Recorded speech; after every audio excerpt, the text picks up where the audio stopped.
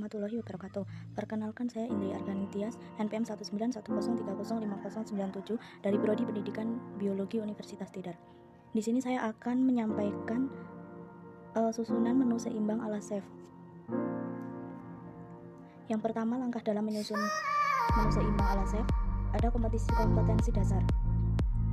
Kompetensi dasar sendiri mengaitkan struktur, fungsi, proses, dan kelainan atau penyakit yang dapat terjadi pada sistem pencernaan makanan pada manusia dan hewan tertentu.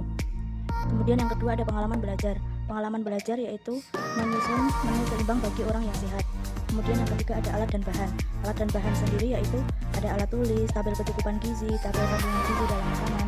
Kemudian yang keempat ada langkah kerja. Langkah kerja di sini yang pertama yaitu mempelajari cara menyusun menu seimbang sehat dan cara menghitung kebutuhan energi yang harus terpenuhi dalam satu hari. Yang kedua, menyusun menu makanan dan kebutuhan energi yang harus terpenuhi untuk satu hari. Kemudian di sini saya menyusun menu seimbang ala chef pada nama Indri Argani Tias, jenis kelamin perempuan, usia 20 tahun, berat badan 50 kg, tinggi badan 147 cm, aktivitas ringan sampai sedang. Nah, di sini sebelum kita menyusun menu seimbang, di sini kita menentukan kebutuhan nutrisi dan kebutuhan energi saya dalam sehari untuk melakukan aktivitas. Yang pertama itu menentukan BB ideal yang seharusnya dimiliki oleh saya.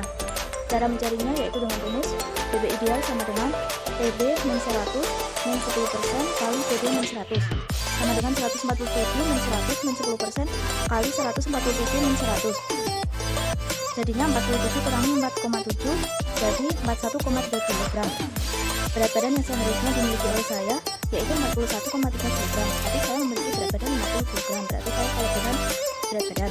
Kemudian yang kedua BMR yaitu dengan cara 655.000 tambah 9,6 kali berat badan tambah 1,8 kali tinggi badan kurangi 4,7 kali usia sama dengan 655.000 ditambah 9,6 kali 50 ditambah 1,8 kali 147 dikurangi 4,7 kali 20 sama dengan 655 ditambah 480 tambah 264,6 dikurangi 94 sama dengan 1,399,6 kilokalori.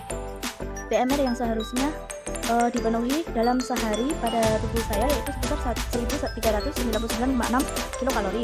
Kemudian yang ketiga TGA. Cara mencari TGA yaitu TGA sama dengan BMR kali tingkat aktivitas. Tingkat aktivitas sendiri bisa ringan, sedang, atau berat. Nah, pada diri saya dalam satu hari itu saya melakukan aktivitas yang sedang sama dengan 1400 kali 1,3 sama dengan 1820 kilokalori. Kemudian saya di sini menyusun menu makan seimbang, menu gizi seimbang yaitu pada hari Selasa tanggal 21 Mei 2021. Makan pagi nasi putih, asam bayam, lele goreng, sambal, buah naga, susu, krismek. Makan siang nasi, sayur bening kelor, telur ceplok, jus melon. Makan malam bakso sapi, ada bakso goreng, tempe goreng, jeruk manis. Sini ada data hasil pengamatan. Macam bahan makanan yaitu yang pertama nasi putih sebanyak 125 gram mengandung 225 kalori, 49,75 gram karbohidrat, 0,37 gram lemak, 3,75 gram protein, 0,5 mg Fe atau besi, 0 mg vitamin A, 0 mg vitamin C, 33,75 mg fosfor, 12,5 mg kalsium. Kemudian yang kedua ada sayur bayam sebanyak 50 gram mengandung 12 kalori, 1,45 gram karbohidrat, 0,20 gram lemak, 0,45 gram protein, 1,75 gram besi, 0 vitamin A, 20,5 mg vitamin C, 38 gram fosfor, 83 gram kalsium. Kemudian lele goreng sebanyak 50 gram mengandung 120 kalori, 4,27 gram karbohidrat, 7,26 gram lemak, 8,78 gram protein, 0 besi, 0 vitamin A, 0 vitamin C, 0 fosfor, 0 kalsium. Kemudian sambal tomat sebanyak 17 gram mengandung 111 kalori, 4,66 gram karbohidrat, 0,02 gram lemak, 0,18 gram protein, tidak ditemukan besi, tidak ditemukan vitamin A, tidak ditemukan vitamin C, tidak ditemukan fosfor, tidak ditemukan kalsium. Kemudian buah naga sebanyak 50 gram mengandung 30 kalori, 4,55 gram karbohidrat, 1,55 gram lemak, 0,85 gram protein, 0,2 mg besi, tidak ditemukan vitamin A, 0,5 mg vitamin C, 7, mg fosfor, 13 mg kalsium. Kemudian susu Frisian Flag sebanyak 25 gram mengandung 320,7 kalori, 27,5 gram karbohidrat, 5 gram lemak, 4,1 gram protein, 0,10 mg besi, 77,5 mg vitamin A, 0,5 mg vitamin C, 104,5 mg fosfor, 137,5 mg kalsium. Kemudian bakso sapi sebanyak 50 gram mengandung 101 kalori, 3,79 gram karbohidrat, 6,59 gram lemak, 6,20 gram protein, tidak ditemukan besi, tidak ditemukan vitamin A, tidak ditemukan vitamin C, tidak ditemukan fosfor, tidak ditemukan kalsium. Kemudian mie kuning basah atau rebus sebanyak 50 gram mengandung 34,5 kalori, 6,29 gram karbohidrat, 0,517 gram lemak, 1,13 gram protein, tidak ditemukan besi, tidak ditemukan vitamin A, tidak ditemukan vitamin C, tidak ditemukan fosfor, tidak ditemukan kalsium. Kemudian tahu bakso sebanyak 25 gram mengandung 77 kalori, 0,62 gram karbohidrat, 2,12 gram lemak, 2,42 gram protein, 1,02 gram besi, tidak ditemukan vitamin A, tidak ditemukan vitamin C, 50 mg fosfor, 57,25 mg kalsium. Kemudian tempe goreng sebanyak 25 gram ditemukan 48 kalori, 1,95 gram karbohidrat, 7 gram lemak, 5 gram protein, 0,75 mg besi, tidak ditemukan vitamin A, tidak ditemukan vitamin C, 87,5 mg fosfor, 39 mg kalsium.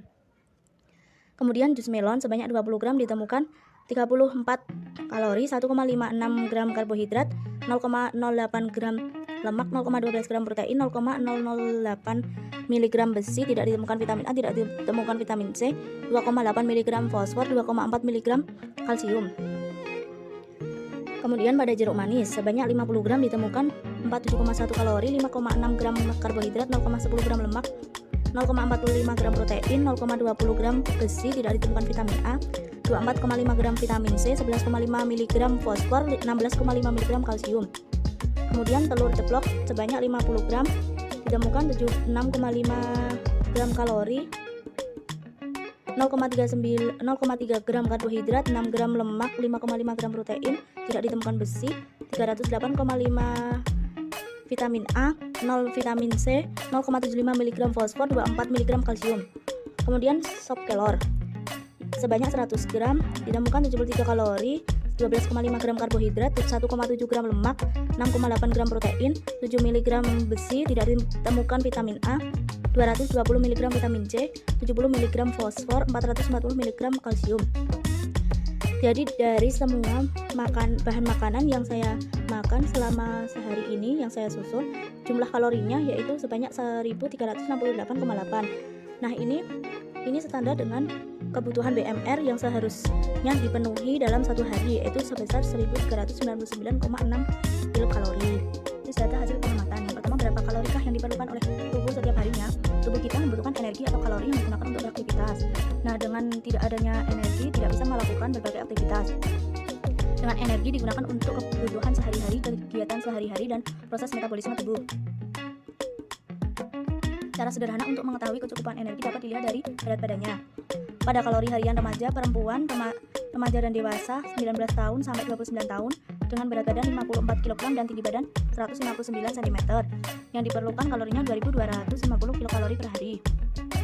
Kemudian banyak faktor yang mempengaruhi kecukupan energi, yaitu berat badan, tinggi badan, pertumbuhan dan perkembangan atau usia, jenis kelamin, energi cadangan bagi anak dan remaja, serta TEE, Thermic Effect of Food. TEF adalah peningkatan pengeluaran energi karena asupan pangan yang nilainya 5-10% dari total TEE, total energi expenditure. Energi yang diperlukan seorang remaja tergantung dari BMR individu masing-masing, tingkat pertumbuhan dan aktivitas fisik remaja. Kemudian yang kedua, apakah sama kebutuhan kalori orang yang bekerja berat dengan orang yang bekerja ringan? Nah, jawabannya tentu saja berbeda-beda, karena kebutuhan kalori pada setiap orang itu berbeda-beda, dan itu tergantung juga dari aktivitas, usia, dan tinggi badan juga berat badan. Semakin berat aktivitasnya, maka kebutuhan kalorinya juga semakin besar. Hal ini disebabkan oleh energi yang terbuang saat melakukan aktivitas, sehingga banyak sekali energi yang dikeluarkan, harus seimbang dengan jumlah kalori yang kita peroleh. Pada aktivitas fisik ringan sekali, kurang dari 2,5 kalori per menit. Itu ketentuan dari Debkes. Aktivitas fisik ringan 2,5 sampai 4,9 kalori per menit. Aktivitas fisik sedang 5,0 sampai 7,4 kalori per menit. Aktivitas fisik berat 7,5 sampai 9,9 kalori per menit. Nomor 3, mengapa setiap orang perlu mengonsumsi makanan yang seimbang? Karena tubuh memerlukan asupan gizi seimbang yang dapat diperoleh melalui makanan yang tepat. Makanan tersebut bisa dengan makan yang gizi seimbang. Tentunya itu akan lebih menyehatkan tubuh karena zat penting di dalamnya diperlukan oleh tubuh. Kemudian makanan bergizi seimbang akan mensuplai tubuh manusia dengan zat tenaga, zat pembangun, dan zat pengatur yang sesuai dengan kebutuhan. Tentunya dengan adanya itu juga dipengaruhi oleh pola makan. Pola makan pada seseorang itu harus teratur dan sesuai dengan indikator. Memiliki pengaruh terhadap sistem imun seseorang. Pola makan yang sehat yaitu dengan memakan yang mengandung tinggi serat dan rendah lemak, karena dapat meningkatkan sistem kekebalan tubuh manusia. Pola makan yang sehat dan kaya akan serta protein dan asupan gizi seimbang sangat perlu diterapkan di tengah pandemi COVID-19 ini, sekaligus untuk mendukung pemerintah mengurangi penyebaran COVID-19. Kemudian yang keempat, apakah yang harus dilakukan jika menu yang kita makan setiap harinya melebihi dari menu yang dianjurkan?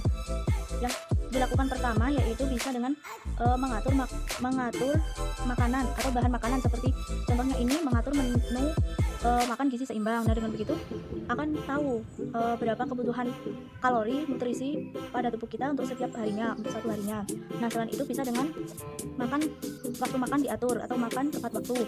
Misalnya hari ini makan siang jam 12, hari besok makan siang jam 12 dan seterusnya. Kemudian yang ketiga bisa dengan mengurangi makan yang mengandung banyak lemak dan protein. Nah, kemudian yang keempat bisa dengan makan sesuai dengan kebutuhan.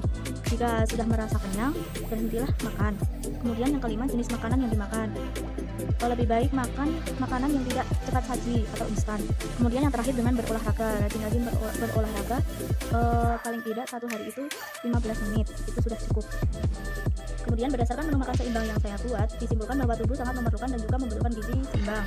Dengan melakukan analisis bahwa takaran kebutuhan kalori dari bayi sampai lansia, itu dijelaskan berapa kalori kebutuhan tubuh. Dan kebutuhan tubuh pada usia bayi sampai dengan lansia itu berbeda-beda. Untuk bisa mendapatkan kualitas gizi baik pada makanan yang dikonsumsi setiap hari harus mengandung zat gizi.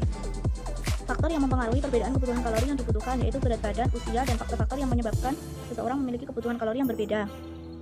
Kecukupan dari setiap gizi pada seseorang berbeda-beda menurut dari umur, berat badan, dan pekerjaan. Maka diperlukan penyusunan menu gizi seimbang dalam diri sendiri dan keluarga sesuai dengan kecukupan yang telah dianjurkan. Makanan bergizi tersebut tidaklah harus mahal dan mudah dicari, sehingga pada setiap keluarga dapat menyesuaikan menu makanan sehari-hari dengan biaya hidup meskipun terbatas. Kemudian kebutuhan nutrisi sesuai dengan aturannya, protein 15% kali 1716 sama dengan 257 kilokalori. Dalam sehari, protein harus terpenuhi segitu. Kemudian kebutuhan lemak 20% kali 1716 sama dengan 344 kilokalori. Kebutuhan karbohidrat 65% kali 1716 sama dengan 111 kilokalori. Kebutuhan Fe atau besi 18 mg, kebutuhan vitamin A 600 mg, kebutuhan vitamin C 75 mg, kebutuhan P atau fosfor 700 mg, kebutuhan kalsium 1000 mg. Mohon maaf apabila dalam penyusunan makanan gizi seimbang terdapat ketidaksesuaian. Maaf. Wassalamualaikum warahmatullahi wabarakatuh. Semoga bermanfaat. Terima kasih.